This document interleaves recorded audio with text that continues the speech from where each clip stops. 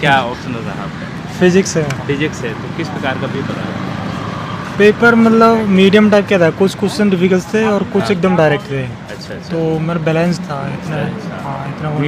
Medium की बात करें, इंग्लिश मीडियम होगा। हम्म। अच्छा, तो ये बताइए कि आपने तैयारी खुद की है कि कहीं कोचिंग से जुड़ के बात? मैंने ऑप्शनल की तो खुद ही की है, क्योंकि जो ग्रेजुएशन मैंने फिजिक्स में किया है हाँ तो इसलिए ऑप्शनल तो वैसे ही पढ़ लिया। हाँ हाँ। टेस्ट सीरीज़ की थी मैंने, लेकिन उसकी अच्छा, टेस्ट सीरीज की थी।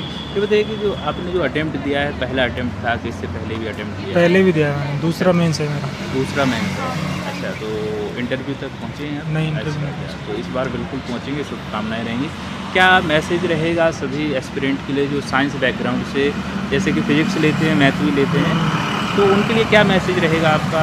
क्या है कि बहुत सारे बच्चे होते हैं कि जो ये भीड़ है, इस भीड़ में ऑप्शनल भी अपना चेंज कर देते हैं जहाँ हाँ। उनका बैकग्राउंड ठीक है, तो क्या मैसेज रहेगा उनके लिए? मैसेज ये है कि जैसे तुम जो ग्रेजुएशन में आपका सब्जेक्ट है अगर साइंस बैकग्राउंड का, हाँ हाँ। जैसे मैथ्स है, फिजिक्स है, हम्म, तो उसी टाइम अगर आपको पहले से ही पता है कि ये प्रिपरेशन करनी है, मुझे यूपीएससी करना है, हाँ हाँ तो सिलेबस को देखते हुए हाँ। तभी तैयार हो सकती है अच्छा ऑप्शनल की, अच्छा अच्छा। मतलब कॉलेज के साथ साथ में। कॉलेज के साथ साथ। हाँ, अक्सर ये होता है कि कॉलेज में इग्नोर करते हैं हम, मतलब हाँ, पढ़ते हाँ। नहीं अच्छे से, हाँ। फिर बाद में आके फिर और टाइम लगाना पड़ता है। अच्छा अच्छा। साथ साथ हो जाए तो बहुत अच्छा है। यदि साथ साथ नहीं कर पाए, कोई भूल जाता है ज़िंदगी में, हाँ, ये ऐसा भी होता है। तो वो क्या करे फिर? वो देखो, अगर अगर उसने मतलब ठीक ठाक पढ़ा है अगर हाँ हाँ कॉलेज में, हाँ हाँ। तो वो जल्दी कवर कर लेगा वो उसको। अच्छा। ऐसा नहीं है कि जैसे मैंने फिजिक्स लिया है, कॉलेज में अच्छे से नहीं पढ़ा हम्म। तो मैं फिजिक्स ऑप्शन नहीं ले सकता, ले सकता हूँ, अच्छा लेकिन मेहनत तो करनी पड़ेगी। अच्छा अच्छा कोई और नया ऑप्शनल लेते तो उसमें भी खूब मेहनत लगती है, अच्छा ऐसा नहीं होता कि वो आसानी से हो जाएगा। अच्छा। ये बताइए कि जब एंट्री की, बहुत सारे स्टूडेंट होते हैं कि घबरा जाते हैं, पेपर देने हाँ। जाते हैं, तो एग्ज़ाम हॉल में जैसे ही जाते हैं, तो किस प्रकार का अनुभव रहा है आपका? मुझे तो बहुत मज़ा आता है पेपर देने में। मज़ा आता है पेपर देने में? अच्छा, और मज़ा आता है आपको? मतलब कि ऐसे एग्ज़ाम हॉल में जाके हाँ हाँ। फिर सब कुछ भूल जाते हैं और इतना माइंड ऐसा रहता है कि लिखते जाओ बस। तो अच्छा लगता है मुझे तो ये। अच्छा, ये तो प्रोसेस है जो। पेपर कैसा रहा आपका? लेंदी था कि? नहीं, लेंथी तो नहीं था, ठीक था, अच्छा, टाइम पे हो गया। टाइम पे?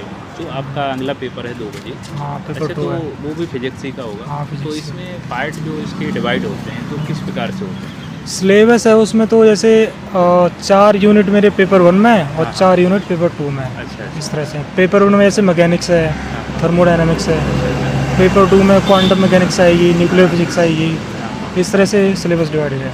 अच्छा, ये बताइए कि आपने ग्रेजुएशन में क्या किया, जैसे कि एमएससी किया होगा या बीएससी किया होगा? बीएससी फिजिक्स ऑनर्स किया मैंने, अच्छा, बीएससी फिजिक्स ऑनर्स किया है। डीयू तो से किया। दिल्ली में रह के तैयारी की है कि आप कहीं बाहर रहते हैं? मैं दिल्ली में ही रहा हूँ स्कूल से ही, मतलब अच्छा अच्छा। हाँ, यहीं गाँव की तरह से। अच्छा, तो बात करें दिल्ली में मुखर्जी नगर में रहते हैं या करोल बाग में रहते हाँ, हैं? मेरा कॉलेज था मुखर्जी नगर के पास था, अच्छा, तो DU? मैं कॉलेज का, हाँ, डीयू किरोड़ीमल कॉलेज से हूँ मैं, हाँ हाँ। तो मैं उस टाइम भी मुखर्जी नगर में रहता था अच्छा अच्छा। तो कॉलेज के टाइम। कोई कोचिंग का रोल तो नहीं रहा? कोचिंग का रोल है, जीएस के लिए कोचिंग की थी मैंने, जीएस के लिए? ऑप्शनल के लिए नहीं की। ऑप्शनल के लिए?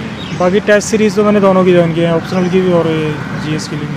अच्छा, तो क्या मैसेज रहेगा एस्पिरेंट के लिए आपका? एस्पिरेंट्स के लिए ये मैसेज है कि वही जो सिलेबस है उसके हिसाब से पढ़ो अच्छे से, Syllabus मतलब के ज़्यादा इधर तो नहीं पढ़ना। हाँ हाँ। प्रीवियस ईयर्स के क्वेश्चन देखो, किस तरह के क्वेश्चन आते हैं, सिलेबस को अच्छे से समझो, तो टू द पॉइंट पढ़ो।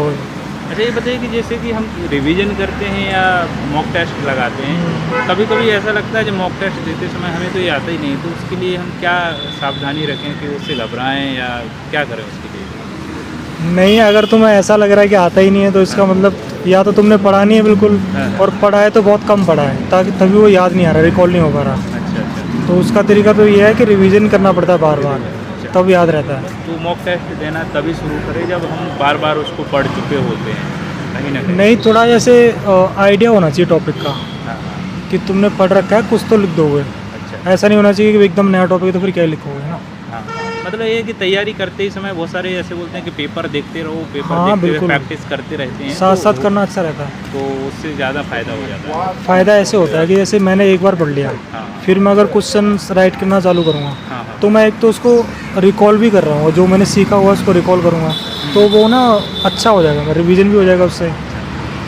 और फिर मैं दोबारा पढ़ूंगा तो मेरा और अच्छा रिवीजन हो जाएगा इस तरह से। जिसका सिलेबस कंप्लीट नहीं हो पाता है, मतलब इसमें एग्जाम ऐसा से कुछ नहीं है पहले कि सिलेबस हाँ। कि पूरा किसी का नहीं होता कंप्लीट, हाँ। कुछ कुछ रहता ही है। अच्छा, ये- तो मतलब ये है कि- practice चालू कब से करते हैं ऐसा कुछ क्या? प्रैक्टिस जैसे 2 बार रीडिंग कर लिया आपने सिलेबस की हाँ हाँ, तो ठीक है, उसके बाद कर सकते हैं।